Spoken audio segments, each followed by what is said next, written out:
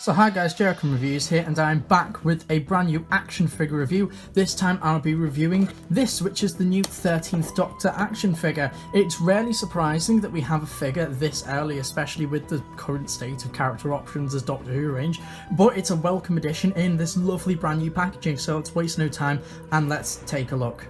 At the top of the box we see the brand new, very snazzy Doctor Who logo, something I'm very much a fan of on all merchandise currently.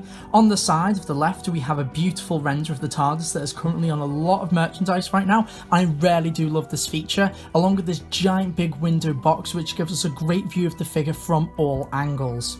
From the right side of the packaging we have another TARDIS door, which I feel really does complement the rest of the packaging very well, boxing it off in this nice little frame. At the bottom of the figure we see the 13th Doctor action figure in 5.5 inch scale, as they seem to be continuing that rather than just saying 5 inch, and along with a view of the 13th Doctor herself with her sonic screwdriver accessory as stated as well. On the back of the packaging once again we do see the Doctor Who logo, a nice little bio of the 13th Doctor and other figures that you can collect in the range. This includes the 10 inch 13th Doctor and the new sonic screwdriver. Collect them all two of them. I really do hope that we do get some more action figure announcements because, you know, it does feel a little bit dead now, the range. And here we have the actual 13th Doctor herself, and I must say she looks absolutely marvellous. It's a fantastic paint job with some absolutely fantastic detail. I have saw some quite dodgy ones though, so I really do recommend going into your local Forbidden Planet or comic shop and actually seeing one for yourself rather than getting one online and accidentally getting one with messy paint apps or with weird eyes, as I have saw a few cross-eyed ones in real life. First off, the articulation. Now, the articulation on this figure is a step back, especially from what we saw with the Capaldi figures and other figures in this range, such as the 10th Doctor in Tuxedo with the way the arms would come out. This figure doesn't have it, but we'll go over that just now. My favourite bit of articulation is the ball joint on the head. It allows a lot of posability for Jodie. It does a 360 at the head, up, down, tilts to the side, and it adds a lot of posability to her, along with no more horrible throat cut lines for the female figures and stuff like Eccleston as well. So it's very nice to finally discovered ball joints, as it really does allow the figure to look more realistic and less like a toy. Shoulders are quite stiff going round, but can do a 360. We have a bicep swivel 360 along with 90 degree at the elbow and a very tight 360 at the hands. The shoulders only have this one-way articulation. They do not come out to a T-joint, so it is very disappointing and it's very questionable to why this even is. It does reuse a lot of parts, I believe, from Martha and other figures like that, so it is just a bit of a step back, but it would have been very nice if we could have just got a new little bit of plastic here at the top of the shoulder for a T-joint. We have a 360 at the hips. Her legs kick out and come to the side. A 90 degree at the knee. And we have no thigh or ankle articulation, which does mean that this figure is so hard to stand, and if you plan to do any stop motions with this, it might be a little bit of a pain, as it does have the TV movie McGann problem of having one leg slightly bigger than the other. Starting from the head, I think we have an absolutely fantastic likeness to Jodie Whittaker.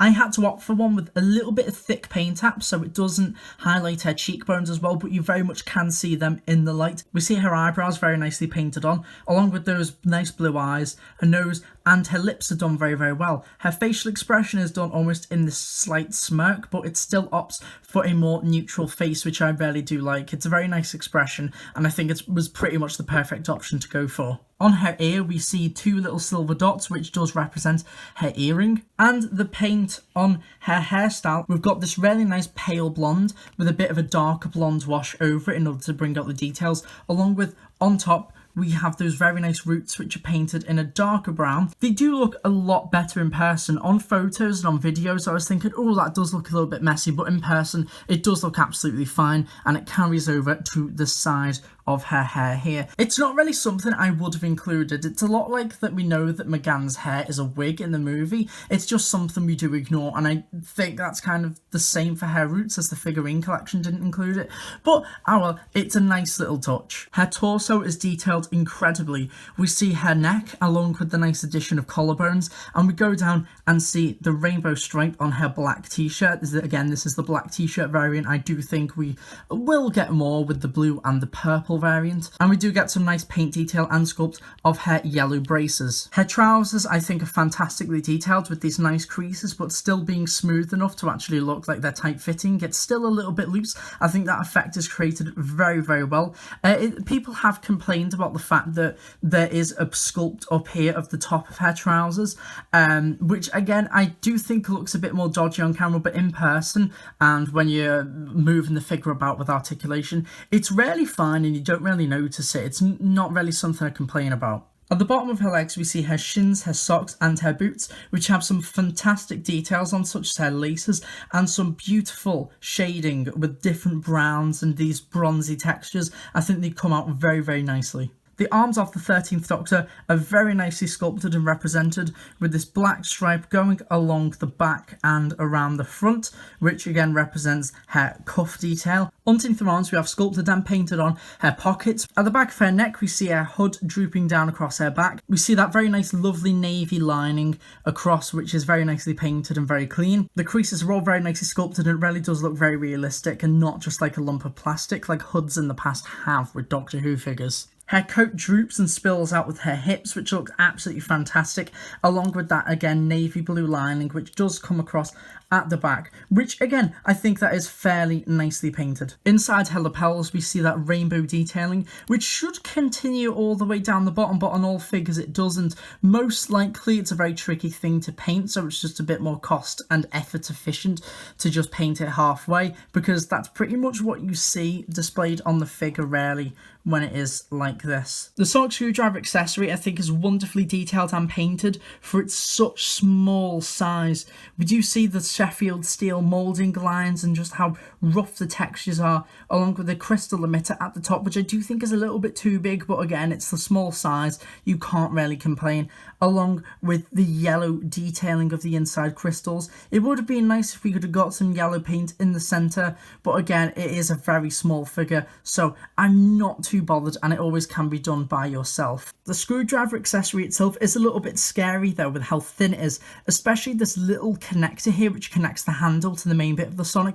It does feel very thin, rubbery and flimsy, so you do feel a lot of tension when putting it in Jodie's hand. So, what are my overall thoughts on the 13th Doctor figure? I've got to say, I think she's absolutely fab. It's a fantastic likeness to Jodie Whittaker. It's much better than the Capaldi likenesses that we got, so it's a much of a bigger step up from character options. Beautiful detailing all across. The paint apps, when you get them good, you get them good. And mine, I had a look in the shop for about 10 minutes comparing them. Some just have a little bit like unpainted fringes, some have a little bit of the brown that has trickled down onto their hair, and some just kind of have just like little bits of paint missing from the top. But once you do get a good one, you rarely do get a good one. I'm very pleased with this figure, and it very much is worth the price tag of the current $12.99. So overall, the 13th Doctor figure I give an 8 out of 10. This would be a 10 out of 10, but it does lack the necessary articulation for it to be able to have good posability or be able to stand up correctly. In terms of a new sculpt, because character options always do a second sculpt usually with their figures, I really would like to see the T-joint at the shoulders, thigh articulation and ankle articulation, just to help you get more of a balance and be able to have a pose as she does with her sonic screwdriver when she leans her arm out, and you can't really do that. Also maybe a hand that's a little less War Doctor-y and a bit more tilted forward so the figure can point the sonic screwdriver. With other figures like Matt Smith, you could just about get away with pointing the sonic, but with this figure you rarely can't, so I would like to see a bit more of improvement on the hand. The 13th Doctor figure is an incredible figure, and I really do recommend